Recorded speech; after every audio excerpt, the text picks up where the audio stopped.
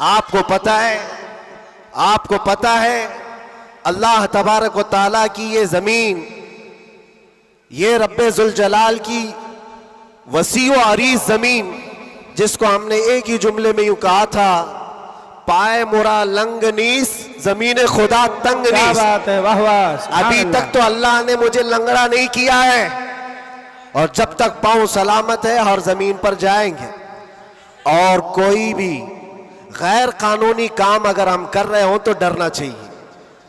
देश के खिलाफ, मुल्क के खिलाफ, कानून के खिलाफ किसी गतिविधि में, किसी एक्टिविटी में हम मुलविस हैं तो डर डर करके, सहम सहम करके रहना चाहिए।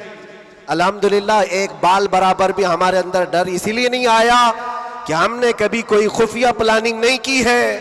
जो बात करनी है वो नामूसे मुस्तफ़ा की, वो 4 लोगों में भी कहते हैं और 4000 में भी कहते हैं। बेशक बेशक।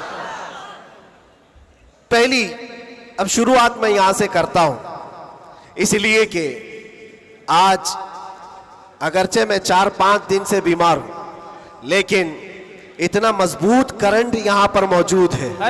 क्या बात है, क्या बात है। इतना मजबूत जो पूरे बर्रे सगीर को करंट सप्लाई कर रहा है। बेशक बेशक। और ये करंट का ट्रांसफार्मर ऐसा है कि यहां से जो सप्लाई होता है वो सीधे बगदाद से आता है।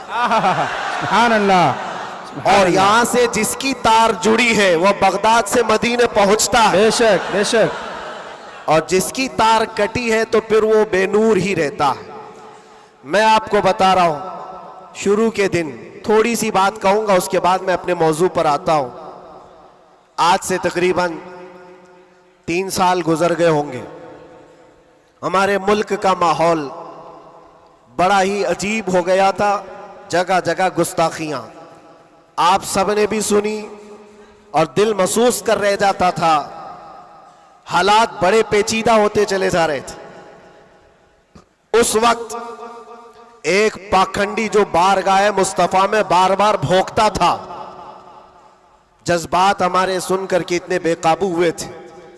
हमने कोई मंसूबा बंद या प्लानिंग के तहत नहीं, हमारे जज्बे और वजद में ये ऐलान किया था कि बहुत हो गए इनके साथ मुनाजरे करना, डिबेट करना, आओ मैदान में उतरते हैं और देखते हैं, तुम भी आग में कूदो हम भी आग में कूदते हैं।